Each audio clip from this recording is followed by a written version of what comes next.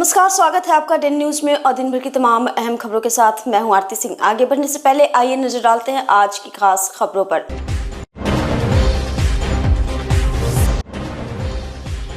महिला मरीज की मौत पर अस्पताल में हंगामा, डॉक्टर पर लापरवाही का आरोप।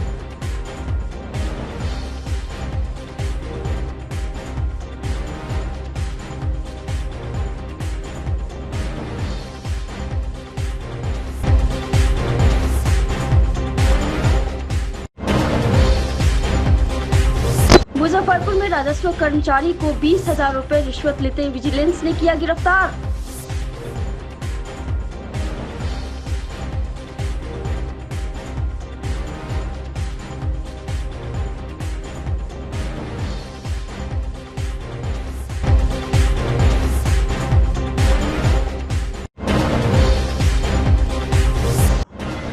और अहियापुर से गायब 2 नाबालिग बच्चे को पुलिस ने झारखंड से किया बरामद।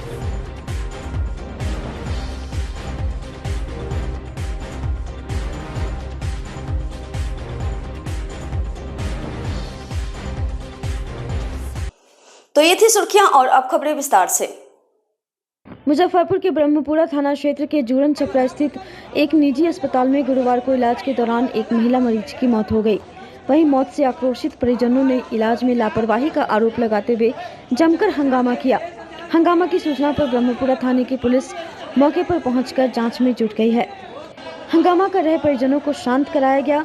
मृतका महिला की पहचान अशोक शाह की 48 वर्षीय पत्नी रेखा देवी के रूप में की गई है। मृतका के पति अशोक शाह ने बताया कि उनकी पत्नी का बच्चेदानी का ऑपरेशन के लिए मंगलवार को भर्ती कराया गया था। ऑपरेशन के बाद वह ठीक थी और उसका इलाज भी चल रहा था, लेकिन बुधवार को खाना खाने के बाद उसकी हालत बिगड़ गई। अस्पताल के लोगों ने जबरदस्ती मरीज को आईसीयू में शिफ्ट कर दिया। इसके बाद उनकी हालत और भी खराब हुई और फिर मौत हो गई। मौत के बाद परिजन के सब लोग अस्पताल प्रबंधन के द्वारा बाहर निकालकर एम्बुलेंस में रख दिया। हम लोगों ने जब विरोध किया तो अस्पताल कर्मी मारपीट पर उतर गए। वहीं अस्पताल के इंचार्ज ने कहा कि मृतका के परिजनों के लगाए गए आरोप गलत हैं। मरीज के परिजनों के द्वारा मरीज को गलत तरीके से खाना खिलाया गया था, जिससे उनकी हालत खराब हो गई। मरीज को पहले से सांस की समस्या थी और सांस लेने में भी तकलीफ के कारण मौत हो गई। फिलहाल ब्रह्मपुरा थाना की पुलिस आगे की कार्रवाई में जुट गई है।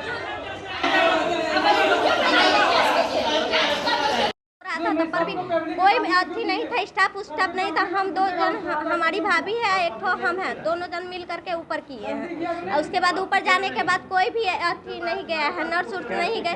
कैसे डेथ कर गई मम्मी सांस ऊपर मुँह चल रहा था, गया एक आदमी बोला कि पल्स सब ठीक है। उसके बाद खाना बताया कि पल्स ठीक है। हाँ, स्टाफ बताया कि पल्स ठीक है। उसके बाद गया, बोला खाना खिला दीजिए। खाना खिलाने के बाद डायरेक्ट आया, बोला कि आईसीयू में भर्ती कीजिए, स्टाफ को नहीं ठीक होने वाली है। तो ये हॉस्पिटल वाले क्या बताए हैं कि कैसे मर गए? बोल रहे कि खाना खिलाने की वजह से, हम लोग पर ब्लेम डाल रहे कि खाना खिलाने की वजह से मर है, इसलिए। हाँ, हॉस्पिटल वाले और डॉक्टर से बात हुई है कि नहीं? डॉक्टर से अभी तक डॉक्टर बाहर नहीं निकले हुए हैं। लाश को बाहर निकाल दिए हैं, हम लोग को भी धक्का मार के बाहर निकाल दिए थे। और डॉक्टर ही बोले थे खाना खिलाने के लिए। जब सांस चल रहा था तो उनको रेफर नहीं करना चाहिए। मेरा नेहा कुमारी मेरी मम्मी है। उनको रेफर किया जाता तो उनकी जान बच जाती। जी, रेफर किया जाता, जान बच जाता। उसके बाद में सब अपने आप सब बाहर निकाल लिए हैं और सब बाहर में कर दिए, वो एम्बुलेंस में लाद दिया। और उसके बाद हम लोग का भी ठेल ठाल के बाहर निकाल रहे थे। अच्छा, हाँ, ये पत्नी आपके यहाँ किस चीज़ के लिए भर्ती थी? वो ऑपरेशन कराए हुए थे। ऑपरेशन पहले कराए थे? हाँ, मंगलवार के कराए थे। कहाँ कराए थे? यहीं कराए थे। अच्छा, भर्ती थी यहाँ पे? हाँ, भर्ती थी। उसके बाद में सब सही हो गया, समय के नहीं तो मर गया है, मर गई? हाँ, मर गई है। क्या बताए लोग, काहे मरी लोग, क्या बताए? नहीं, कुछ नहीं करा, फलना किए चिल्ला किए, इंजाम डाल रहा है उल्टे। किस चीज़ का ऑपरेशन करवाए थे? ये कराए हुए थे अथी का, बच्चेदानी का। ये कब डेट की है? आज डेट की है 11 बजे। अच्छा, तो क्या हॉस्पिटल वाला क्या बताया? हाँ, हॉस्पिटल वाला तो सब बॉडी को निकाल के बिक दिया, समझे कि नहीं, अपने आप। और उसके बाद हम लोग का भगा रहा था। बॉडी को खुद बाहर निकाल दिया? हाँ, अपने आप खुद निकाल दिया। मुजफ्फरपुर के साहिबगंज नगर परिषद वार्ड 20 में वैद्यनाथपुर स्थित पंचायत भवन पर लगे राजस्व कैंप में विजिलेंस टीम ने 20,000 रुपये रिश्वत लेते राजस्व कर्मचारी रवि कुमार को रंगे हाथ गिरफ्तार किया। बताया गया कि विजिलेंस की टीम को सोमवार को रिश्वत मांगने की लिखित शिकायत मिली थी। इसके बाद मंगलवार को इसकी जांच की गई। इसमें आरोप सही पाया गया। इसके बाद कार्रवाई की गई। पूर्वी चंपारण जिला अंतर्गत पिपरा थाना के गौरे गांव निवासी नवीन कुमार सिंह ने इनके खिलाफ आवेदन दिया था, जिसमें दाखिल खारिज के लिए रिश्वत मांगने की बात कही थी। निगरानी ने पहले मामले को सत्यापित कराया। इसके बाद पुलिस उपाधीक्षक लव कुमार के नेतृत्व में निगरानी की टीम ने धावा दल का गठन किया, जिसने रवि कुमार को रंगे हाथ पकड़ लिया। उससे पूछताछ के बाद आगे की कार्रवाई की जा रही है।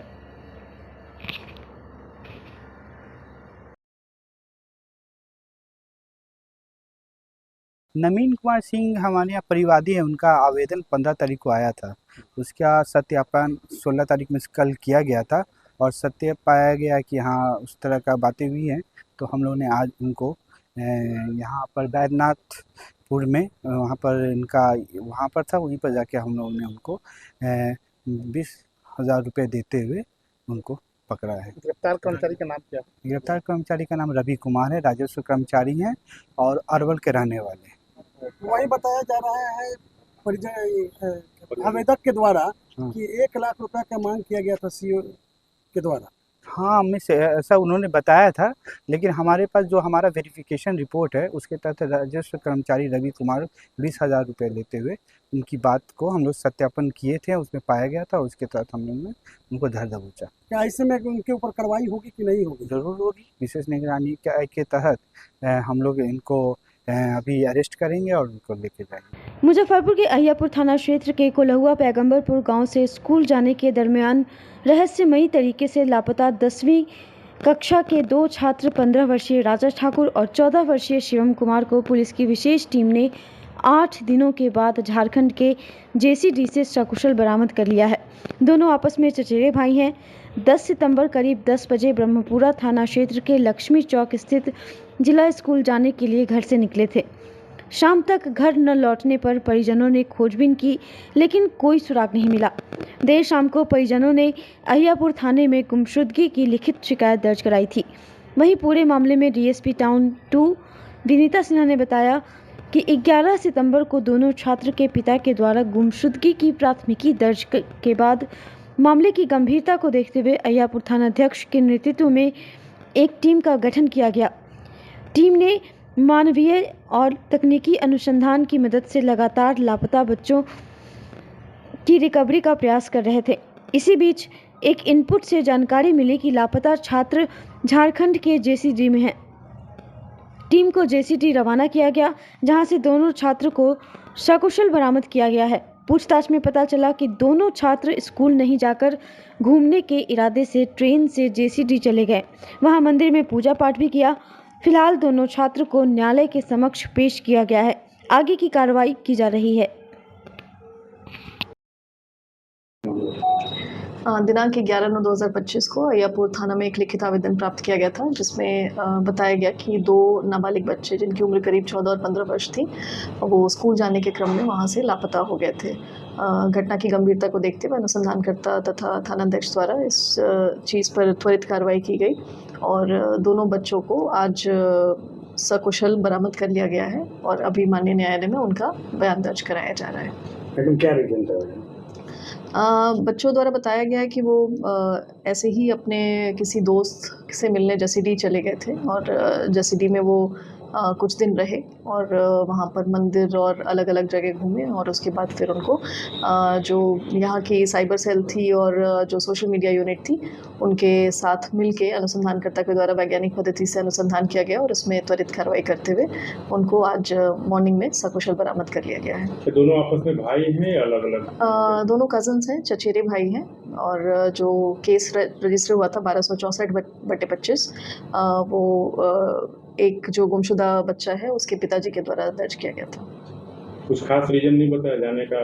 परिवार वाले अपहरण का भी आशंका जाहिर? नहीं, अपहरण की कोई बात नहीं आ रही है अभी तक सामने। उनके द्वारा, दोनों बच्चों के द्वारा अभी तक यही हमें बताया गया है कि वो स्वयं ही जसीडीह चले गए थे और उसके बाद वहाँ से उनको बरामद कर लिया गया। मुजफ्फरपुर के रामपुर हरी थाना क्षेत्र के नरमा स्थित विष्णुदेव नारायण सिंह इंटर कॉलेज में चतुर्थ वर्गीय कर्मी कुमारी शबनम के साथ प्राचार्य कुमारी दीप्ति और पूर्व कर्मी कामाख्या नारायण सिंह द्वारा मारपीट का सनसनीखेज मामला सामने आया है।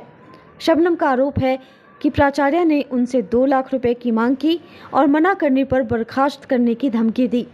16 सितंबर को शबनम को प्राचार्य के कक्ष में बुलाया गया, जहां कामाख्या भी मौजूद थे।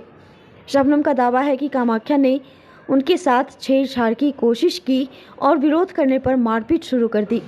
बाद में प्राचार्य ने भी कामाख्या के साथ मिलकर शबनम की बेरहमी से पिटाई की। आरोपियों ने लोहे की रॉड से उसके सिर पर प्रहार किया, जिससे वह गंभीर रूप से घायल हो गई। शबनम को पहले बोछा प्राथमिक स्वास्थ्य केंद्र में भर्ती कराया गया, फिर बेहतर इलाज के लिए SKMCH रेफर किया गया। इलाज के बाद शबनम ने रामपुर हरी थाने में प्राथमिकी के लिए आवेदन दिया, लेकिन पुलिस ने अभी तक कोई कार्रवाई नहीं की है। पीड़िता ने मानवाधिकार अधिवक्ता SK झा के माध्यम से राज्य और राष्ट्रीय मानवाधिकार आयोग, महिला आयोग, DM और SSP को शिकायत दी। झा ने बताया कि मामला गंभीर है और पीड़िता डरी हुई है। सिर पर चोट के निशान मारपीट की क्रूरता को दर्शाते हैं। पुलिस की निष्क्रियता निराशाजनक है। जो मामला है, 16 तारीख को समय 1:30 बजे का टाइम था। हमें प्रिंसिपल चैम्बर में बुलाया गया, वेतन के लिए बातचीत हो रहा था। तो हम वहाँ गए तो मैडम से पूछे कि मैडम हमारी वेतन बनना चाहिए था। नहीं, तुम्हारा वेतन नहीं बनेगा। वो वहाँ से उठ के चली गई। उसके बाद वहाँ का 7 साल पहले रिटायर हुए कामाख्या नारायण सिंह प्रोफेसर वहाँ बैठे हुए थे। वो हम निकलने लगे तो पीछे से हमारा साड़ी का पल्लू खींच दिया और उसके बाद हमारे साथ जोर ज़बरदस्ती करने का कोशिश किया। जब हम कुछ बाहर निकलना चाहे तो 2-4 हाथ लगा दिया हमको वहीं पर। इसके बाद प्रिंसिपल दीप्ति कुमारी फिर अंदर आई और उसका गेट बंद कर दी और वो और कामाख्या नारायण दोनों ने मिलकर हमको बहुत ज़्यादा मारा। यहाँ की तरफ की लोहा के रड था वहाँ रखा हुआ, उससे मेरे सर पर वार किया, जो हमारा सर भी फूट गया और 3-4 बार दीवार पर भी मेरा सर पटका गया, जो पीछे से भी चोट है।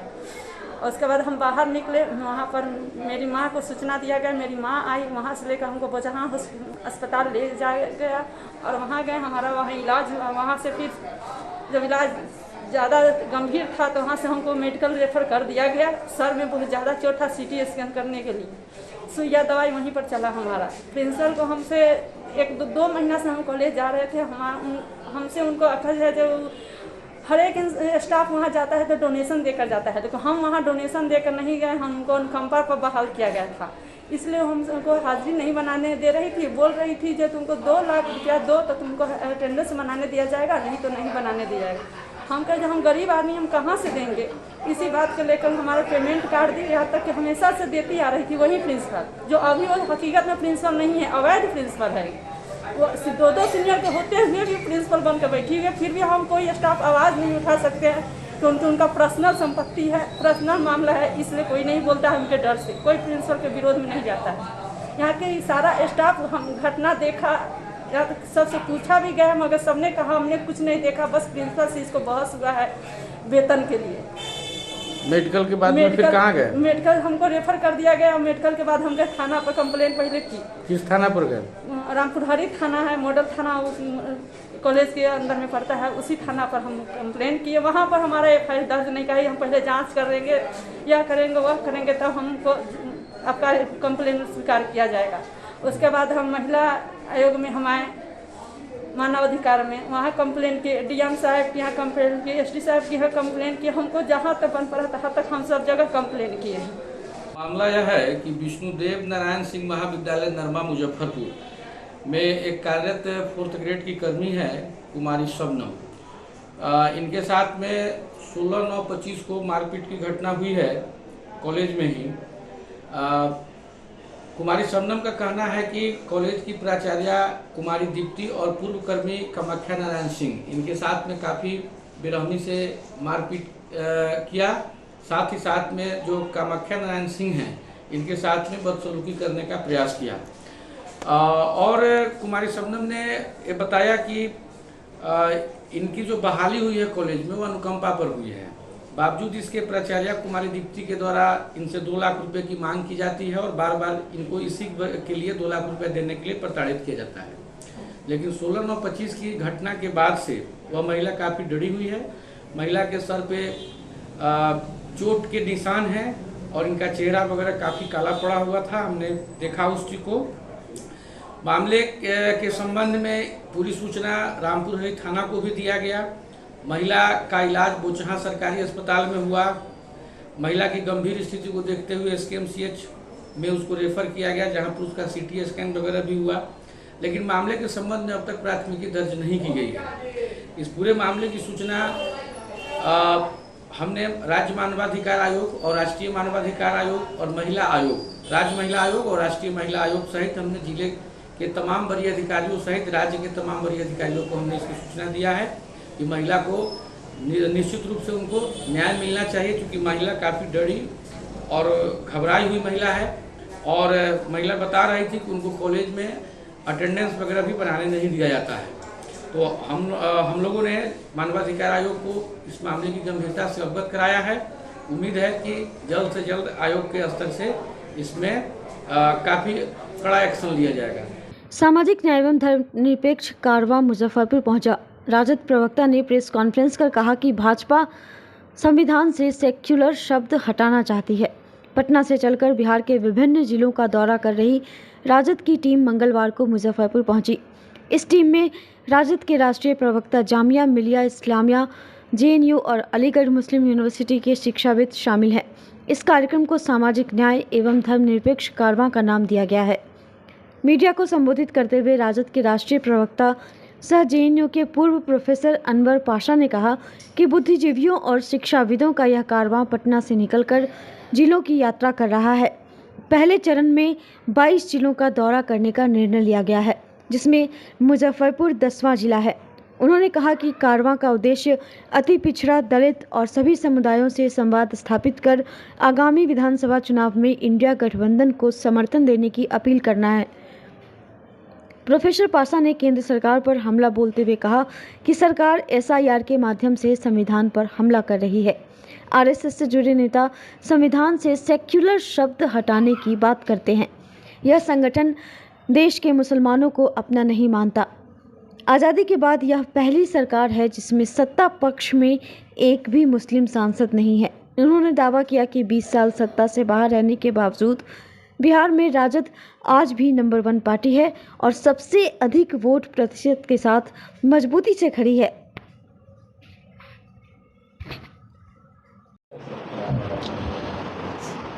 जैसा कि आपको मालूम होगा अखबारों के ज़रिए, न्यूज़ के ज़रिए कि दिल्ली से दानिश्वरों का, इंटेलेक्चुअल्स का, बुद्धिजीवियों का एक कारवां लेकर हम लोग बिहार का दौरा करने निकले हैं।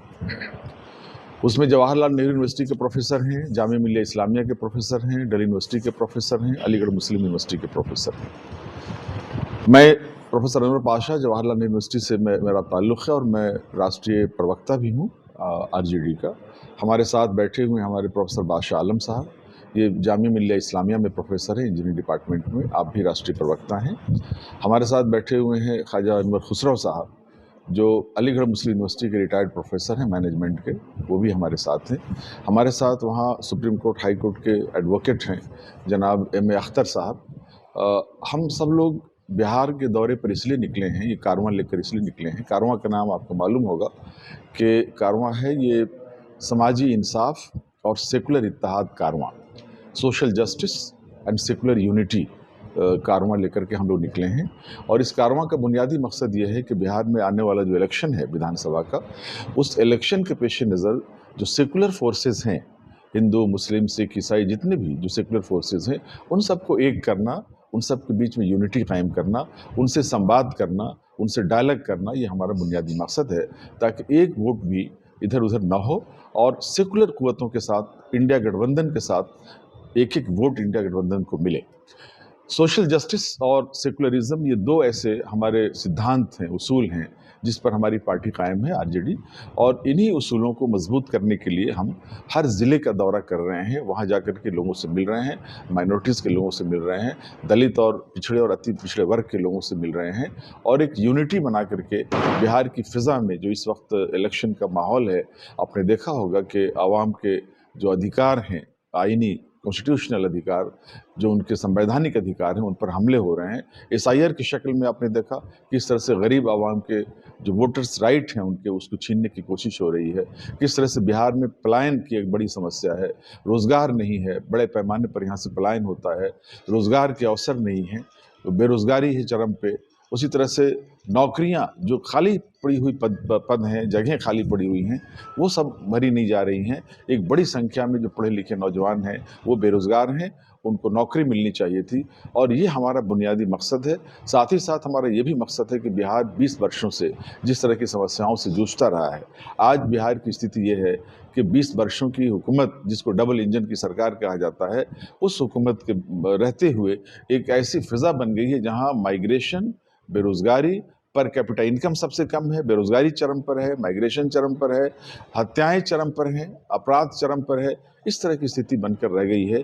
इस स्थिति से कैसे निपटा जाए, और आने वाले इलेक्शन में बुद्धिजीवियों का क्या रोल होना चाहिए, समाज के हर तबके के साथ किस तरह से उनका संवाद होना चाहिए, ताकि जो सेकुलर फोर्सेस हैं, सोशल जस्टिस की फोर्सेस हैं, वो मजबूत हों और इंडिया गठबंधन को मजबूत करें, ताकि एक बदलाव हो बिहार में। और बदलाव इसलिए ज़रूरी है कि तमाम जो आकांक्षाएं हैं, युवाओं की आकांक्षाएं, जो महिलाओं की जो आकांक्षाएं हैं, उनकी जो समस्याएं हैं, उन समस्याओं के समाधान के लिए इस सरकार ने कुछ भी नहीं किया अब तक। हमारे नेता श्री तेजस्वी प्रसाद यादव जी के पास भविष्य का एक रोड मैप है। उन्होंने महिलाओं के लिए, युवाओं के लिए और समाज में एक सौहार्द पैदा करने के लिए एक तरह का संकल्प है उनका। हम लोग उस संकल्प को मजबूत करने के लिए आए हैं, और उसी उद्देश्य से हम लोग अलग अलग ज़िलों में जा रहे हैं। फर्स्ट फेज़ में हम 22 ज़िलों का दौरा कर रहे हैं। ये यहाँ हम लोग 10वां ज़िला है मुजफ्फरपुर, जहाँ हम आज बैठे हुए हैं। कल हमने यहाँ एक बहुत बड़ी मीटिंग की, एक बहुत बड़ा। बाबा साहब भीमराव अम्बेडकर बिहार विश्वविद्यालय परिसर में संयुक्त छात्र संगठन ने 5 सूत्रीय मांगों को लेकर 1 दिवसीय धरना आयोजित किया। धरने के बाद छात्र प्रतिनिधि मंडल ने SKJ लॉ कॉलेज में आयोजित कार्यक्रम में पहुंचे महामहिम राज्यपाल को ज्ञापन सौंपकर विश्वविद्यालय की अराजकता और पैट परीक्षा पेपर लीक मामले में दोषी पदाधिकारियों पर कार्रवाई की मांग की। राज्यपाल ने विस्तृत चर्चा के लिए प्रतिनिधि मंडल को राजभवन बुलाया। धरना स्थल पर लौटकर प्रतिनिधि मंडल ने साथियों को धन्यवाद देते हुए कार्यक्रम के समापन की घोषणा की। साथ ही 19 सितंबर को दोपहर 1 बजे विश्वविद्यालय परिसर में कुलपति और कुलानुशासक का पुतला दहन करने का ऐलान किया। धरने की अध्यक्षता छात्र राजद नेता डॉक्टर चंदन यादव ने की, जबकि संचालन AISF के जिला सचिव कंचन विद्रोही ने किया। बिहार विश्वविद्यालय के पूर्व छात्र संघ अध्यक्ष बसंत सिंह सिद्धू ने मांगों का समर्थन किया। धरने में छात्र लोजपा के गोल्डन सिंह, AISF के महिपाल ओझा, NSUI के आदित्य कुमार कर्ण, BCS के गौतम सिंह, पंकज सिंह, तैयब खान, पवन सिंह, मृणाल कौशिक, प्रकाश प्रियदर्शी, दीपक ठाकुर, अभिषेक कुशवाहा, समीर झा, राघवेंद्र यादव, अभिजीत शर्मा, चंदन पासवान, रमन शुक्ल, गुलशन कुमार, शुभम सिंह, समश्रजा सहित सैकड़ों छात्र उपस्थित थे। विश्वविद्यालय की मनमानी एवं विश्वविद्यालय की नाकामी के खिलाफ आज संयुक्त छात्र संगठन के द्वारा 1 दिवसीय विशाल धरना का आयोजन किया गया है।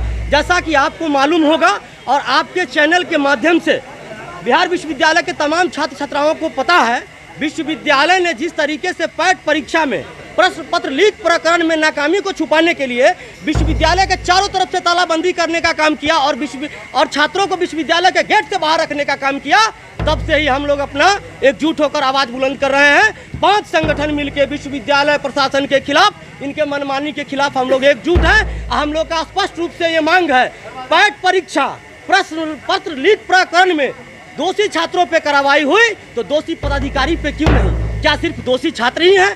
जिस सेंटर से प्रश्न पत्र लीक हुआ वहाँ के CS दोषी नहीं है? जो यहाँ नोडल पदाधिकारी हैं क्या वो दोषी नहीं है?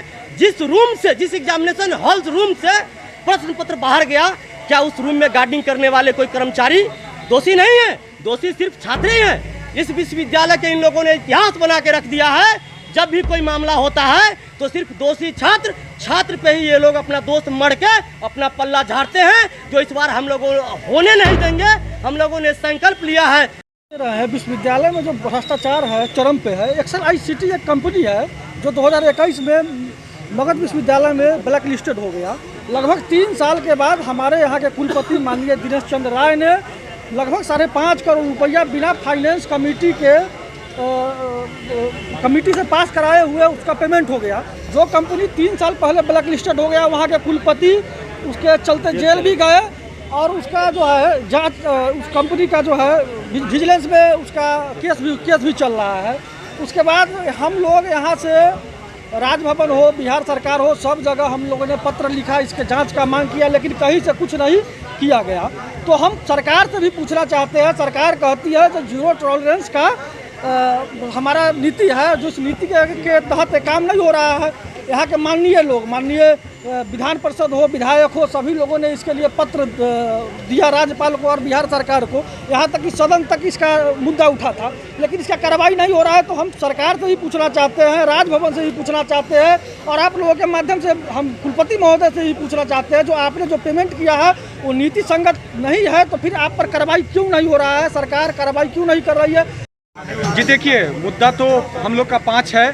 आपको पूर्व के नेताओं ने बताया कि पैट परीक्षा क्वेश्चन लीक और 5.5 करोड़ रुपए का इन्होंने जो घोटाला किया है बैठ करके, वो तो 2 मुद्दा है ही। तीसरा ज्वलंत मुद्दा जो कई वर्षों से हम लोग लड़ते आए हैं कि 2015 में उस वक्त के तत्कालीन मुख्यमंत्री श्री जीतन राम मांझी जी ने SC ST और महिला, जो सभी वर्गों की महिला होंगी, उनको शिक्षण में 1 रुपये भी बिना शुल्क के साथ नामांकन और PG तक नामांकन और शिक्षण शुल्क माफ करने की बात कही थी।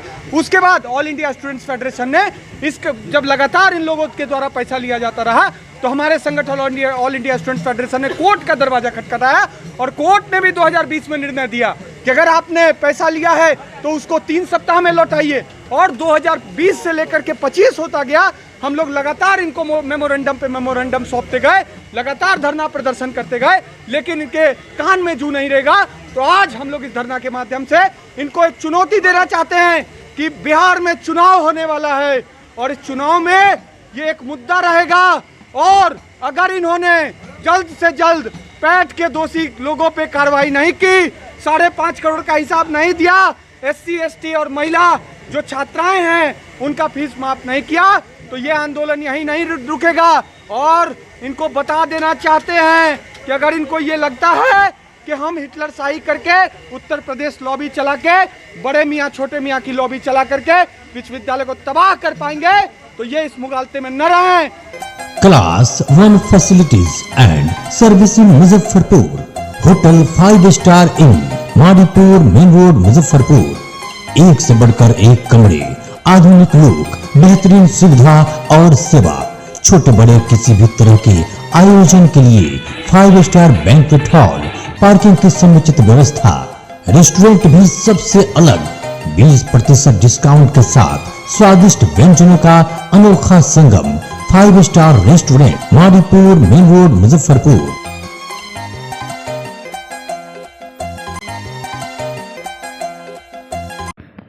मुजफ्फरपुर में सड़क निर्माण में कथित लापरवाही और कर्तव्यहीनता का गंभीर मामला सामने आया है। जनहित मंच के सचिव और अधिवक्ता सुशील कुमार सिंह ने मुजफ्फरपुर नगर निगम के अधिकारियों के खिलाफ मुख्य न्यायिक दंडाधिकारी कोर्ट में परिवाद दायर किया है। यह मामला कलमबाग रोड से खबरा जाने वाली मुख्य सड़क पर गैर तकनीकी तरीके से निर्मित असुरक्षित कलवर्ट के कारण हो रही दुर्घटनाओं से संबंधित है, जिसमें अब तक 1 दर्जन से अधिक लोग घायल हो चुके हैं। सुशील कुमार सिंह ने नगर आयुक्त विक्रम वीरकर, कार्यपालक अभियंता संजय मिश्रा और सहायक अभियंता राकेश कुमार पर लापरवाही का आरोप लगाया है। उनके अनुसार इस सड़क पर प्रतिदिन लोग गिरकर चोटिल हो रहे हैं, जिससे जान माल का नुकसान हो रहा है। शिकायत पहले 2 नवंबर 2024 और 20 जून 2025 को नगर निगम को लिखित रूप में दी गई, लेकिन इस पर कोई कार्रवाई नहीं हुई। 11 जुलाई 2025 को विधिक नोटिस और 12 अगस्त 2025 को नगर विकास विभाग को पत्र भेजने के बावजूद स्थिति अनसुलझी रही। अंततः सुशील ने CJM कोर्ट में परिवाद दायर किया। कोर्ट ने मामले को स्वीकार कर सुनवाई की तारीख 8 अक्टूबर 2025 निर्धारित की है। आज जो है हमने माननीय न्यायालय में सीजेएम साहब के कोर्ट में मुजफ्फरपुर नगर निगम के नगर आयुक्त और सहायक अभियंता संजय मिश्रा, सहायक अभियंता राकेश कुमार एवं एग्जीक्यूटिव इंजीनियर जो हैं संजय मिश्रा के विरुद्ध एक मामला दर्ज कराया है। ये मामला है कि आप कलमबाग चौक से खबरा रोड की ओर जाते हैं तो देख रहे हैं वर्षों से जो है वहाँ पर पानी टंकी के पास गैर तकनीकी तरीके से एक कलवर्ट बना हुआ है, जहाँ पर प्रतिदिन लोग जो है दुर्घटनाग्रस्त होते हैं, चोटिल होते हैं और उनके जान पर जो है जान माल की क्षति पहुँचती है। तो इसी आशय को लेकर के हम जो है सबसे पहले पत्राचार किए 2024 में 11वें महीने में नगर आयुक्त को हमने एक रिक्वेस्ट भेजा कि उसको अविलंब दुरुस्त कराया जाए, लेकिन उसके बाद भी जब नहीं किया गया तो फिर 20/6/25 को हमने जो है नगर आयुक्त को और यहाँ जिलाधिकारी महोदय को और कमिश्नर साहब को तीनों जगह पर हमने उसको दुरुस्त करा करके जो है आम लोगों को चलने लायक सड़क वहाँ पर बनाने के लिए हमने रिक्वेस्ट किया। उसके बाद भी उसी तरह स्थिति है और प्रतिदिन लोग जो वहाँ पर दुर्घटनाग्रस्त हो रहे हैं। तब हमने क्या किया कि एक लीगल नोटिस दिया है उनको, नगर आयुक्त महोदय को, दिनांक 11/7/25 को। उस लीगल नोटिस पर भी कोई कार्रवाई नहीं हुई। तब हमने जो है यहाँ से जो है नगर विकास एवं आवास विभाग को हमने एक मुकदमा चलाने के लिए एक आवेदन दिया है कि नगर आयुक्त को मुकदमा चलाने की जो है अनुमति दिया जाए। और उसके बाद चूँकि सरकारी सेवक हैं तो बगैर अनुमति के जो है उन पर मुकदमा नहीं हो सकता है, तो हमने दिया है। और उसके बाद तब आज न्यायालय में ये मुकदमा हमने दर्ज कराया है। ये धारा आपको जो है 125 से 125B, 126, 127, 109 के तहत जो है हमने दर्ज कराया है। ये धारा है जिसमें जो है आम लोगों के जान जोखिम में डालने के लिए जो है ये सेक्शन अट्रैक्ट करता है। उसके बाद 109 है जो जान माल की क्षति पहुंचती है, उसका सेक्शन है। इसी सेक्शन के तहत हमने दर्ज कराया है। इसमें एक तो 109 में तो काफ़ी मैक्सिमम साबित होने पर काफ़ी सज़ा है, लेकिन बाद बाकी जो है 1 साल से 3 साल तक का सज़ा है इसमें है। अगली तारीख जो है 8/10/25 को है। सोशल मीडिया पर आकर लगातार लगाए जा रहे गंभीर आरोपों के बीच मनी मिराज टीम की स्टार वनु द ग्रेट के द्वारा मनी मिराज, उनकी टीम और परिवार पर कई गंभीर आरोप लगाए जा रहे हैं। इसको लेकर मनी मिराज टीम के सदस्यों ने लाइव आकर लगाए गए आरोपों का जवाब दिया। वहीं बुधवार को मीडिया से बातचीत में मनी मिराज टीम के धन्नू व अन्य कलाकार ने कहा कि लगाए गए सभी आरोप निराधार हैं। कहा कि शोषण तो वही कर रही थी, अगर सच में शादी हुई है तो इसका प्रमाण दें। उन्होंने कहा कि वनु द ग्रेट मनी मिराज को ब्लैकमेल करती थी, अब ये सब रुपए ठगने के लिए किया जा रहा है। अब यह मुजफ्फरपुर के साहेबगंज में मौजूद है और जिस तरह से आरोप लगातार लगाया जा रहा है वनु द ग्रेट के द्वारा मनी मिराज टीम पर, उसको लेकर अभी सफाई भी दी गई है। इनके टीम के लोगों ने सफाई दी है। हम बातचीत करेंगे। हमारे पास बातचीत करने के लिए मशहूर कॉमेडियन धन्नू नाम है। लगातार जिस तरह से आरोप लगाया जा रहा है, कई गंभीर आरोप, मनी मिराज ने यौन शोषण किया, बहुत तरह का आरोप लगाया जा रहा है, क्या ये सब गलत बात है। और शोषण तो वो कर रही थी, हम लोग नहीं कर रहे थे। वो सब ब्लैकमेल करते थे। बताइए देवेंद्र चाचा, बोलिए, आप भी बोलिए कुछ, हम तो बोलबे करेंगे। जो भी ये सब गलत है भाई, वैसे थोड़ी होता है। शादी ब्याह कभी मामला प्रूफ दीजिए ना, किधर शादी हो गया चाहे कुछ हो। अगर शादी हुआ रहता, अगर जो मिराज भाई का अगर वाइफ रहती चाहे कुछ, हम एगो ऐसा बात बता रहे हैं, अगर शादी हो रहता, मिराज भाई मेरे 8 साल से भाई हैं, मतलब समझ लीजिए शुरू से मेरे भाई हैं, भाई की तरह रहते हैं, भाई की तरह एक तरह रहते हैं हम लोग। अगर वो शादीशुदा होते तो मेरे को राखी बांधते। ऐसा बात वनु जी से हम 2 साल से राखी बनवा रहे हैं, वो 2 साल से आई है। अगर ऐसा बात रहता तो कौन अपने भाभी से राखी कोई बनवाएगा? ऐसा बात रहता तो कोई बांधेगा? भाई बहन का अनमोल रिश्ता, कितना अनमोल रिश्ता है, आप लोग सब जानबे करते हैं। फिर आप यही बात समझ के सोच लीजिए से वो कितना गलत है। और एक 2 से 2.5 सालों तक यौन शोषण किया, जबरदस्ती करते थे मनी मिराज। मिराज भाई को वो ब्लैकमेल करती थी। हम लोग सुबह से 6 बजे से बिना खाना पीना खाए हुए शूटिंग पर जाते थे। उसके बाद 6 बजे तक यही देख रहे हैं शूटिंग स्टार्ट हो रहा है, तो फ़ोन करती थी कहाँ हैं, इधर आइए, नहीं तो वीडियो पोस्ट करूंगा, चाहे ये करूंगा वो करूंगा। कुछ देखिए सीधी सी बात ये है, ऐसे उन लोगों का और हम लोग को तो कभी ऐसा नहीं लगता, क्योंकि मिराज भाई का हमेशा साथ रहते हैं हर चीज़। हम लोग को तो कभी ऐसा नहीं लगा तो उन लोग के साथ गलत रिश्ता है या कुछ करते थे, चाहे ऐसा कुछ नहीं है। बाकी वो लोग जान रहे थे भाई क्या करते थे क्या नहीं करते थे, हम लोग को कभी ऐसा महसूस भी नहीं हुआ, नहीं लगा से वो लोग के साथ कोई गलत रिश्ता या गलत करते हैं। समझ लीजिए हम लोग 24 घंटे में 24 घंटा जोरा ही रहते हैं, सोते भी हैं ना। कभी कभी हम लोग सब आदमी सोते हैं एक साथ खाते हैं, एक साथ सोते हैं, काम धंधा नहीं रहता है, एक साथ हम लोग काम करते हैं।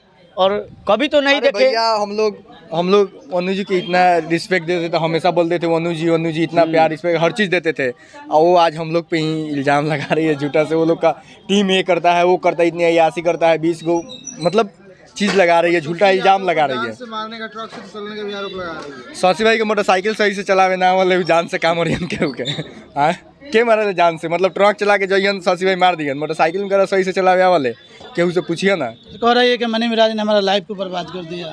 लाइफ उनका कब था? हाँ उनका सुनिए ना, बर्बाद कर दिया। 7300 फॉलोवर्स था, 7300 से 3.2 मिलियन की 4 मिलियन है पहुंचाया, लाइफ बर्बाद कर भी किया मनी मिराज। कैसे मनी मिराज टीम में आई? वो लोग जानते गाना से आया, गाना से। मिराज भाई यही गलती किए, उसको स्टेशन से उठा के स्टार बनाए, ताज होटल में सुलाए।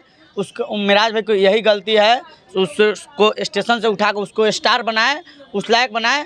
वो अपना दिन भूल गई। उसको आंख में शर्म आना चाहिए से, जो आदमी मेरे लिए इतना कर रहा है उसके हम कैसे बुराई करेंगे? आपका बुराई करेंगे? अच्छा क्या लगता है आपको कि क्या है इस तरह से हो रहा है? क्या है इस तरह से लगातार आरोप लगाने से कोई तो आरोप लगा सकता है। कोई आएगा से मैं मनी मिराज की पत्नी हूँ तो ऐसा हो जाएगा? ऐसा होने वाला है? कोई आएगा बोलेगा, कोई बोलेगा से आएंगे मनी मिराज के वाइफ हूँ, ये है वो है, बोलने से होता है? इंस्टाग्राम पर वो भी ये भी लिख रही है कि मजबूर मत कीजिए मुझे और फोटो वीडियो डालिए ना, आपके पास है तो डालिए भाई, डालिए चाहे डालिए। हम लोग डर रहे हैं अपना इज्जत गंवा रहे हैं, चाहे दूसरा किसी का, कोई इसमें क्या कुछ फोटो वायरल हो रहा है, वैसा कोई मैटर नहीं है। उस शूटिंग का सब वीडियो है, मेरे पास क्लिप भी है, हम लोग का एडिटिंग करके रखा हुआ है। आप बोलिएगा तो हम लोग दिखा देंगे। मेरे पास वो लोग एथी है, वो ये सब एथी है, ढकोसला दे रही है, वो सब ठगने का उपाय है। कैसे पैसा वाला बने, मिराज भाई से कैसे पैसा ले, इसका सब उपाय है। अच्छा आरोप लगा रही है लेकिन कहीं कंप्लेन नहीं की है। अगर कभी कभी देखा जाता है समाज में कुछ होता है तो कंप्लेन भी होता है। एविडेंस रहेगा तब ना कंप्लेन कीजिएगा, ऐसे कर लीजिएगा। ऐसे आप बोलिएगा हम घर में शादी कर लिए। वो बोल रही हैं उन्हें जैसे प्यार था, इतना था, ये चीज़ था। ये कौन सा प्यार है भाई? से एक दिन भी आदमी आपसे गुस्सा में, चाहे जो भी हो, उनके घर जो भी कोई उनसे झगड़ा लड़ाई कुछ भी हो, एक दिन गायब हुआ, इतना कुछ डालने लगी इंस्टाग्राम पर, किसी की ज़िंदगी बर्बाद करने लगी, दूसरे कोई का उसके किसी के लाइफ से खेलने लगी। ये कौन सा प्यार है भाई? अभी हिंदू संगठन में जाकर सहयोग मांग रहे हैं। अच्छा हाँ, हिंदू संगठन में हम भी हिंदू ही हैं, ये भी हिंदू ही हैं। और जो हिंदू संगठन में जा रही हैं वनु जी, वो पहले खुद हिंदू बन जाए तो वो हिंदू बन जाए। वो हिंदू है पहले, आप जानते हैं हिंदू है, हिंदू उसे माना जाएगा। मनी मिराज मुस्लिम होकर भी हम लोग के साथ छठ मनाता था। छठ में हम लोग जाते थे, घाट पे जाते थे, फटाका वटाका फोड़ते थे, छठ मनाते थे। नवरात्रि अभी चल रहा है, नवरात्रि में हम लोग नवरात्रि मनाते, जल यात्रा में जाते थे। मेरे पास वीडियो भी है, सारा वीडियो भी आपको दे दूंगा, दिखा भी दूंगा, मोबाइल में सारा वीडियो है, हर चीज़ करते थे। लेकिन वो वनु जी ऐसा इंसान है जो हिंदू हो के भी सोमवारी में, मतलब सावन जब चलता है, सावन में वो मतलब चिकन मटन खाती थी, मीट खाती थी, नॉनवेज खाती थी। और उसके बाद में नहीं एक भी सोमवारी नहीं करती थी, नहीं एक भी क्या होता है नवरात्रि एक भी नहीं सहती थी, उसमें भी चिकन मटन खाती थी। नवरात्रि में भी नवरात्रि एक भी नहीं करती थी, लेकिन रोज़ा 30 के 30 रखती थी। तो उनका मानसिकता क्या था भाई? वो हिंदू कहाँ से हो गई से आप रोज़ा 30 के 30 रख रहे हैं, आप सुख को नमाज पढ़ रहे हैं, सब चीज़ मना रहे हैं, लेकिन आप हिंदू का आपको नहीं दिखाई। अरे भाई वो सुख को मतलब वो सारा चीज़ करती थी, लेकिन उसको सोमवारी करने का मतलब नहीं करती थी, नहीं एक दिन भी नवरात्रि करती थी, एक दिन भी। वो कौन सा हिंदू है भाई? आज हिंदू से सपोर्ट मांग रही है, कौन सा हिंदू भाई उसको हिंदू मानता है? चाहे कौन सपोर्ट कर देगा हिंदू भाई? आप मतलब आप नमाज पढ़ रही हैं, मतलब ये क्या कर रही हैं? वो 30 के 30 रोजा रह रही हैं, लेकिन एक भी नवरात्रि नहीं रह रही हैं। मनी मिराज भाई को आके सफाई नहीं दे रहे हैं, उनको देना चाहिए। देंगे मनी मिराज जी, अब पता देखिए चलेंगे तभी ना कहाँ है कहाँ नहीं। एक सेकंड, हम आपके घर गए खाना खाने, हम गायब हो गए तो उसका जिम्मेवारी आप ना लीजिएगा कि उनका बाप मतारी लेगा। हम आपके घर गए, वो तो खुद बोली है से मेरे घर पे थे, खाना वाना खाया और उसके बाद गायब हो गए, तो आप ना जवाब दीजिएगा से कहाँ है? हम लोग जवाब देंगे? हम लोग तो दिल्ली नहीं गए थे क्या? कहाँ है अभी कुछ पता? हम लोग को तो खुद पता नहीं है, आप लोगों को ही पता नहीं कि महिमराज नहीं है? हम लोग तो खुद पता नहीं, हम लोग उनके चलते भैया 3 महीने से हम लोग के सही से बात नहीं थे होते। इतना बतावा, इतना जहर बोले बारी नु वनु जी हमने को टीम में पता ना का हमरा एकरा का केकरा से दिक्कत भेल। तो 3 महीने से बात जब नहीं हो तो अभी कैसे पता रही से मिराज भैया कहाँ बारन कहाँ नहीं खन। जब से वनु डिग्रेड आई है आप लोगों की टीम में तब से दूसरा कोई फीमेल मॉडल नहीं दिख रही है। ब्लैकमेल होता था। आप लोग समझ रहे हैं क्या है, आप लोग समझ जाइए। किसी के उनका का नाम है से जो भी करूंगा मैं करूंगा, जैसे भी करूं, अच्छा लगूं या ना लगूं, मैं सारा चीज़ आपके साथ काम करूंगा, आपके टीम में हर चीज़ में काम करूंगा। बस उनका यही मानसिकता था, हर चीज़ था बस। और दूसरा कोई आ गई तो ब्लैकमेल करेंगे से भाई मैं कुछ कर दूंगा, ये वो करूंगा, 20 कुछ जो मनी मेरा वो लोग जानते हैं, वो लोग दोनों में ब्लैकमेल करती थी दूसरा। इसीलिए तो दूसरा कोई नहीं आ रहा भाई। आप लोग देखें ना 5-6 मंथ हो गया वीडियो नहीं आया वाइंस पे भाई। आप खुद लोग देख लीजिए क्यों नहीं आया है, क्योंकि इस सब चीज़ में फंसा हुआ है, दूसरे के जाल में फंस गए थे। क्योंकि मनी महाराज आप लोग जानते हैं से एक छोटा सा परिवार है, छोटा सा बहुत मतलब एक गांव में हम लोग के कुछ नहीं थे, वहाँ से उठ के आगे कुछ बना था। और दिल्ली वाली आई और दिल्ली टीम पर भी आरोप लगाया जा रहा है कि ऐसी करना चाहते थे, लेकिन हमारे आने के बाद नहीं कर पाते हैं। क्या ऐसी करना चाहते थे बताइए ना, हम लोग क्या मतलब ऐसी करते थे? हम लोग उनके कम्युनिटी से आए, हम लोग मेहनत करके ना थी। गोबर उठाते उठाते हम लोग स्टार बन गए पब्लिक के प्यार से। आज ऐसी करते हैं भाई, गोबर उठाए, आज कुछ कमा रहे हैं, 2 पैसा कमा रहे हैं तो कुछ मतलब खाना अच्छा खा रहे हैं तो वो क्या ऐसी हो गया।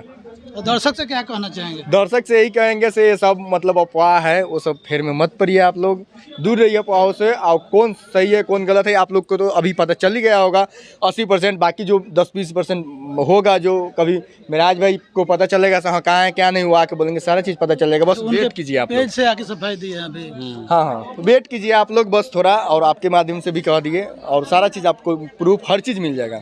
गुरुवार को इनरवीर लिच्छवी ने महंत दर्शन दास महिला महाविद्यालय में सर्वाइकल कैंसर पर एक अवेयरनेस प्रोग्राम का आयोजन किया, जिसमें स्पीकर डॉक्टर अनुपम शाही ने वहां की लड़कियों को सर्वाइकल कैंसर के बारे में विस्तृत जानकारी दी।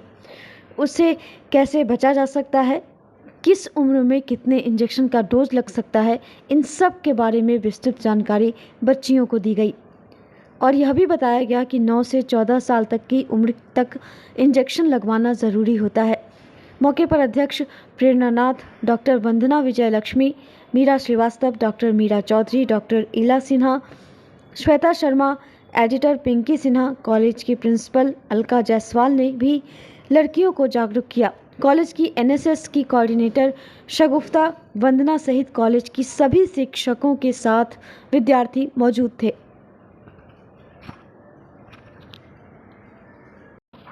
बिहार विधानसभा चुनाव से पहले सत्ताधारी और विपक्षी दलों के बीच तल्खी चरम पर पहुंच गई है। गुरुवार को पटना में कांग्रेस ने नीतीश सरकार के खिलाफ सड़कों पर उतरकर प्रदर्शन किया। कांग्रेस नेताओं ने भागलपुर में 1050 एकड़ जमीन और 10 लाख पेड़ अडानी समूह को सौंपने का आरोप लगाते हुए जमीन चोर गद्दी छोड़ के नारे लगाए और मुख्यमंत्री आवास का घेराव करने की घोषणा की। प्रदेश कांग्रेस अध्यक्ष राजेश राम ने आरोप लगाया कि उद्योगपतियों के लिए किसानों की जमीन जबरन छीनी जा रही है और विरोध करने वालों को नज़रबंद किया जा रहा है। इसके जवाब में भाजपा के प्रदेश मीडिया प्रभारी प्रभात मालाकार ने तीखा पलटवार किया। उन्होंने कहा कि बिहार सरकार की औद्योगिक प्रोत्साहन नीति के तहत 100 करोड़ रुपए निवेश और 1000 लोगों को रोजगार देने वाली कंपनियों को 10 एकड़ जबकि 1000 करोड़ निवेश करने वाली कंपनियों को 25 एकड़ ज़मीन मुफ्त दी जाएगी। इससे बिहार में औद्योगिक विकास, रोजगार सृजन और पलायन पर रोक लगेगा। बिहार सरकार ने यह निर्णय लिया कि जो भी कंपनी बिहार में निवेश करती है, अगर वो 100 करोड़ रुपए लगाती है या 1000 लोगों को नौकरी देती है तो उसको 10 एकड़ ज़मीन मुफ्त में मिलेगा। और जो कंपनियां 1000 करोड़ रुपया लगाती है उसको 25 एकड़ तक का ज़मीन मुफ्त मिलेगा। साथ ही 40 करोड़ रुपये तक की राशि पे ब्याज में सब्सिडी भी मिलेगा। इससे बिहार में औद्योगिक विकास होगा, रोजगार आएंगे, पलायन रुकेगा और बिहार जब तक बाहर के लोग यहाँ उद्योग व्यापार नहीं लगाएंगे तब तक बिहार का चौतरफा विकास नहीं होगा। और कांग्रेस और इंडी गठबंधन आरजेडी वाले लोग 15 साल में तो एक कंपनी को आने नहीं दिया, जो कंपनियां था उसको बंद करा दिया। तो इन लोग की तो भल मनसाहत यही है कि बिहार का विकास नहीं हो, अपने घर का विकास हो, अपने परिवार का विकास हो। उन लोगों का कहना है, कांग्रेस का जैसा आरोप है कि ज़बरदस्ती किसानों से लिखवाया गया है। अरे एनडीए सरकार और नरेंद्र मोदी जी और नीतीश कुमार जी और सम्राट चौधरी जी जितना किसानों के लिए किया, युवाओं के, बेरोजगारों के लिए, दिव्यांगों के लिए, महिलाओं के लिए किया, वो किसी ने किया। और ये सब तो झूठे आरोप लगा रहे हैं। ये बिहार में इनका तो ऐसे ही पोल खुलता जा रहा है। जिस व्यक्ति को खड़ा किए कि SIR में नाम कट गया, वो महिला करे कि मेरा नाम है। जिस दिल्ली के लोग को सामने खड़ा किए कहे कि उनका नाम है। तो ये लोग तो सिर्फ अफवाह, झूठ और भ्रष्टाचार की राजनीति करते हैं। आज तेजस्वी बिहार अधिकार यात्रा निकाल रहे हैं। तेजस्वी यादव जी को 15 साल उनके माता पिताजी की जो भ्रष्टाचार था, लूट था, अपहरण था, उसका यात्रा निकालनी चाहिए कि आपने कितना भ्रष्टाचार किया। लैंड फॉर जॉब, उसमें कितना भ्रष्टाचार किया। अलकतरा में कितना भ्रष्टाचार किया। कितने नौकरी के बदले ज़मीन लिखवा लिया, उसका यात्रा निकालना चाहिए। गुरुवार को मुजफ्फरपुर के बरूराज विधानसभा क्षेत्र के चन्ही चौक के निकट बहुजन समाज पार्टी के तत्वावधान में सर्वजन हिताय जागरूकता यात्रा के दौरान एक आम सभा का आयोजन किया गया, जिसमें पार्टी के राष्ट्रीय संयोजक आकाश आनंद मुख्य अतिथि के रूप में मौजूद रहे। मुख्य अतिथि ने डॉक्टर भीमराव अम्बेडकर व काशीराम के तैल चित्र पर पुष्पमाला पहनाकर पुष्पांजलि अर्पित की। वहीं पार्टी के कार्यकर्ताओं ने अतिथियों को 101 किलो का पुष्पमाला पहनाकर अंगवस्त्र उठाकर सम्मानित किया। सभा को संबोधित करते हुए मुख्य अतिथि आकाश आनंद ने कहा कि जो जमीन सरकारी है वह जमीन हमारी है। हमारी सरकार उत्तर प्रदेश में भूमिहीन के बीच 3 एकड़ जमीन का बंटवारा व घर से वंचित लोगों को 2 कमरे का पक्का भवन आवंटित कर रही है। अगर मेरी पार्टी की सरकार बिहार में बनेगी तो उत्तर प्रदेश के तर्ज पर बिहार में विकास का कार्य होगा। मौके पर सांसद रामजी गौतम, शंकर महतो, मोहम्मद जावेद, राजेंद्र राम, रामचंद्र पासवान, विजय सिंह परिवर्तनकारी, अमरेंद्र पटेल सहित सैकड़ों लोग मौजूद थे।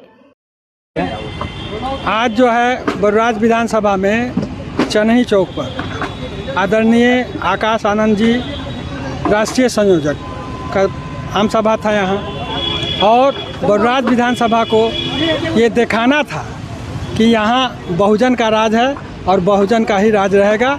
और उनके आने से यहाँ और लोगों में, बहुजन लोगों में, मुस्लिम और दलित, अति पिछड़ा, अति पिछड़ी जितनी भी जातियाँ हैं, उन सब का हौसला बुलंद हुआ है।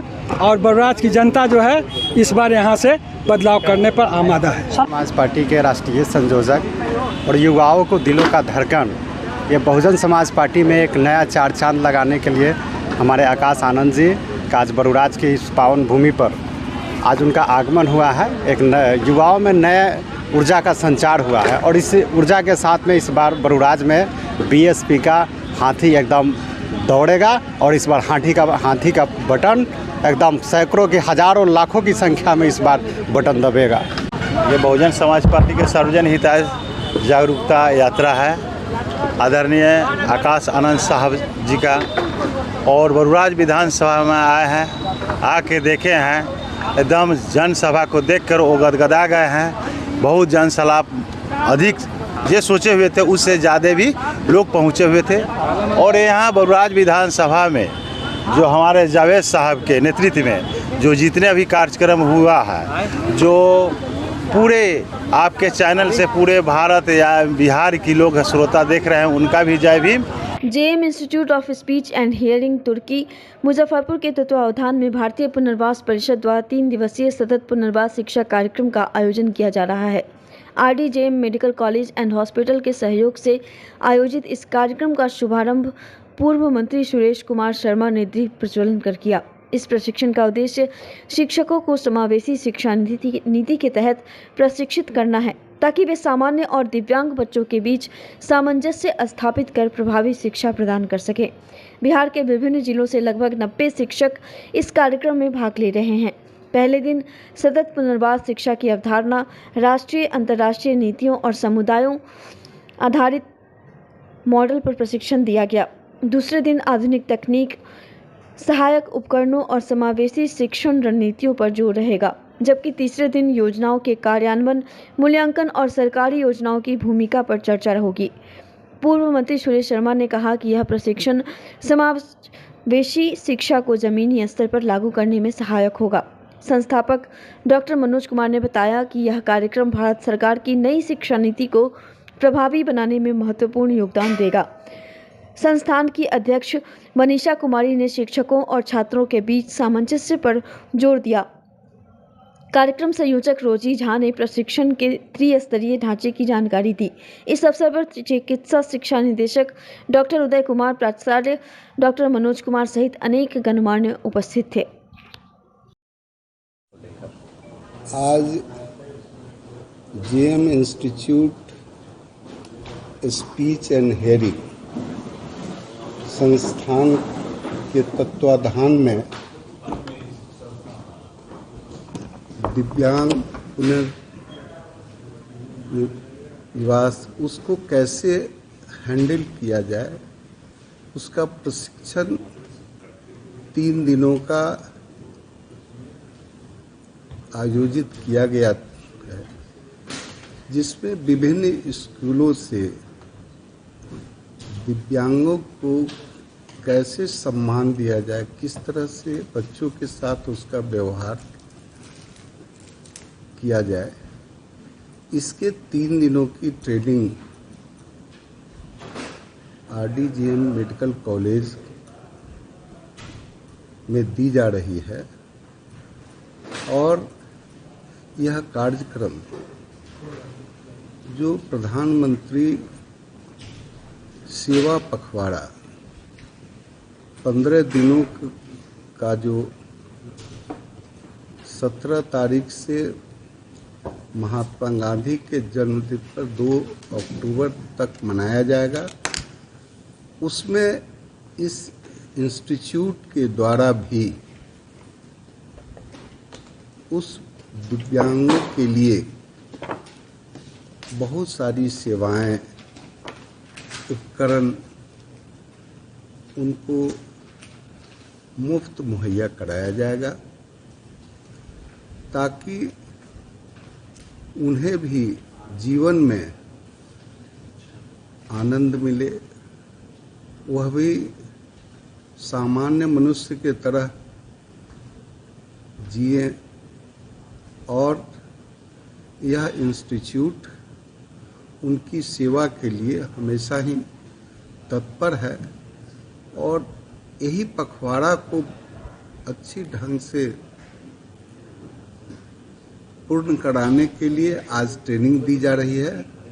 और इसको हर जगह हम अपने जो ट्रेंड शिक्षक होंगे उन्हें भी आग्रह किए हैं कि इस पखवाड़े को आप भी अपने स्कूल में जहाँ तक हो सके आप उस दिव्यांगों के लिए भी अपने अपने स्कूल में जो नई शिक्षा के तहत आपको यहाँ ट्रेनिंग दी जाएगी उसको वहाँ भी आप अपने स्तर से करें, ताकि एक बड़ी संख्या में जो इस तरह के बच्चे दिव्यांग हैं उनको समाज के समावेशी रूप में देखा जाए और उनकी योग्यता को भी पहचान कर उन्हें भी उत्कृष्ट जगह पर भेजने की तैयारी यह इंस्टीट्यूट के द्वारा ट्रेनिंग दिया जाएगा। और यहाँ पर उनकी सेवा भी जहाँ तक होगी वो की जाएगी। इसी के लिए आज यह कार्यक्रम का उद्घाटन जो है सो किया। ये परामर्श देंगे और विचार करेंगे कि ये सीआरई होता क्या है। इनमें जो टॉपिक है वो टॉपिक है हमारा special education in India current scenario. इसका हमारा टॉपिक क्या क्या है, लेजिस्लेटिव फ्रेमवर्क है, गवर्नमेंट इनिशिएटिव है, एटीट्यूशनल चेंज है, लो इनरोलमेंट रेट है, सोशल एटीट्यूड है, प्राइवेट इंटीवेट्स है, इंक्रीड अवेयरनेस है, इंडिक्वेट इंफ्रास्ट्रक्चर है, ज्योग्राफिक डिस्पैरिटीज़ है, सुप्रीम कोर्ट इंटरवेंशन है, कैपेसिटी बिल्डिंग है, एसेसिबिलिटी है, टीचर ट्रेनिंग इश्यूज़ है, फंडिंग एलोकेशन है। ये हमारा टॉपिक है। ये 3 दिन का टॉपिक है। इस पर हम लोग विचार विमर्श करते हैं। नई राष्ट्रीय शिक्षा नीति के तहत जो बात चल रही है समावेशी शिक्षा के लिए, हाँ, उसके लिए क्या इसमें जो पहल हो रही है, क्या है उसके लिए ये पहल हो रही है कि जो दिव्यांग बच्चे हैं उनको इंक्लूजन में हम कैसे लाएं। तो सरकार की जो नीति है वो तो आ चुकी है, लेकिन हम लोग इम्प्लीमेंट जो करते हैं तो हम लोग अच्छी तरह से इम्प्लीमेंट नहीं कर पा रहे हैं। तो इसमें हमारी टीचर की कमी है, जो इम्प्लीमेंटेशन है उस इंफ्रास्ट्रक्चर की कमी है, ये सब चीज़ें दर्शाता है। NEP के तहत ये पूरा नहीं हो पा रहा है। हम लोग कोशिश इसी को करने में लगे हुए हैं कि उन बच्चों को हम कैसे समावेशन कर सके, मेन स्ट्रीम के मुख्य धारा से जोड़ सके। अब तक कितने बच्चों को जो डिसेबलमेंट है या हैंडीकैप्ड उनको आगे बढ़ाया गया है?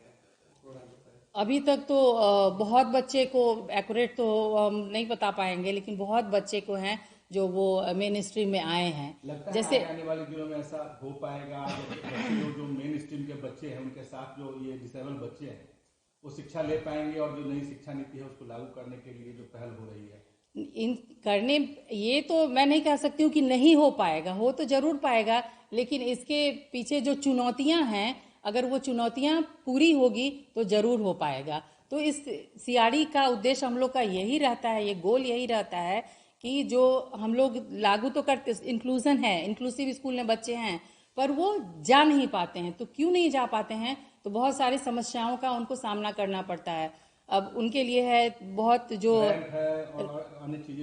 इंफ्रास्ट्रक्चर है, पहले भी मैं बता चुकी हूँ कि इंफ्रास्ट्रक्चर की कमी है, आर्थिक दृष्टि से भी वो हैं, उनको आने जाने में कठिनाई होती है, या तो आर्थिक दृष्टि से भी होती है और उनके पास साधन नहीं है। बहुत बच्चे हैं जागरूक नहीं है, जिनके पेरेंट्स बहुत जागरूक भी नहीं हैं कि इस चीज़ को वो समझ ही नहीं पाए हैं कि हमारे लिए सरकार तो बहुत सारी प्लान दिए हैं, लेकिन उस प्लान तक पहुंच नहीं पा रहे हैं बहुत सारे पेरेंट्स। इसके लिए क्या जन जागरूकता जरूरी है? इसके लिए जागरूकता बहुत जरूरी है। मुजफ्फरपुर शहर में फेनिस्टा कंपनी का एक नया शोरूम खुल गया है। फेनिस्टा भारत की खिड़कियां और दरवाजे बनाने वाली एक मशहूर कंपनी है।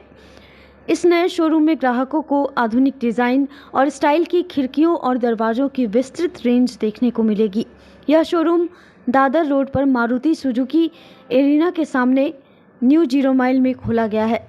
उद्घाटन समारोह में कंपनी के जोनल अध्यक्ष सुब्रत सावंत, मनीष मेहरा, गौरव, इंद्रजीत कुमार, संदीप, ब्रजेश ठाकुर, आदर्श कुमार, सुमित कुमार और आयुष चित्रांश समेत अतिथियों ने दीप प्रज्वलित कर और फीता काटकर शोरूम का उद्घाटन किया।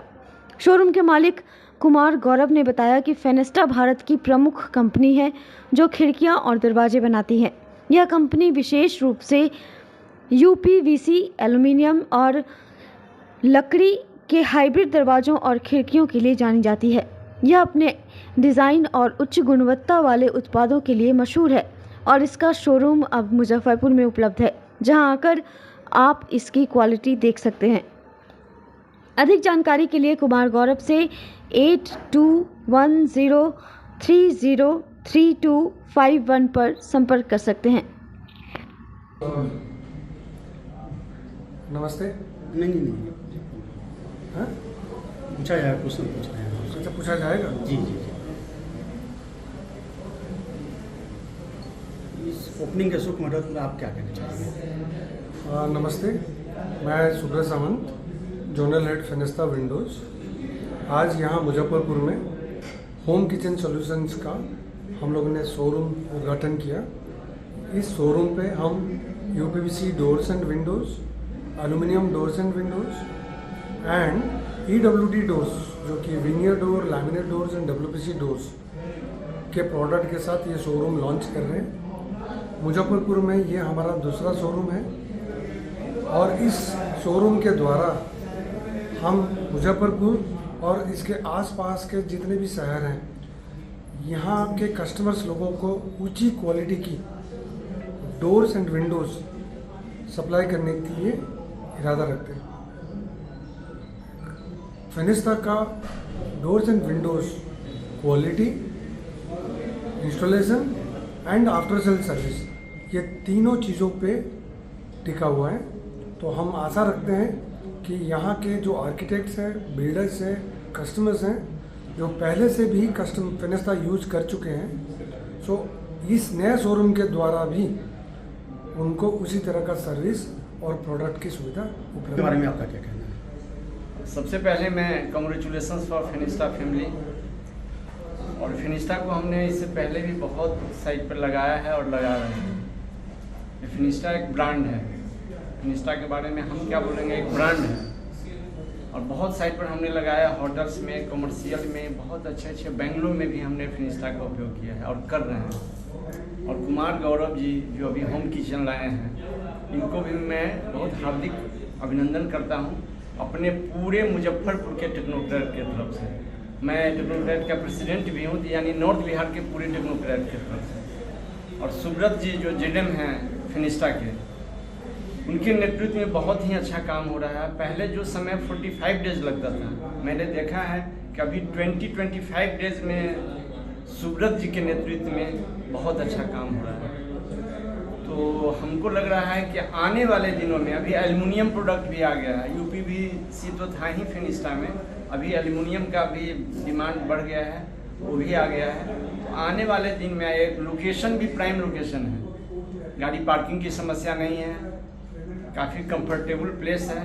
तो फिनिस्टा आने वाले दिन में जो छाया हुआ है पूरे नॉर्थ बिहार में और छाएगा। मैं नॉर्थ बिहार का पूरा काम करता हूँ, तो मुझे लगता है कि बहुत आगे जाएगा। और कुमार गौरव जी अपने कार्य में और निखार लाइए।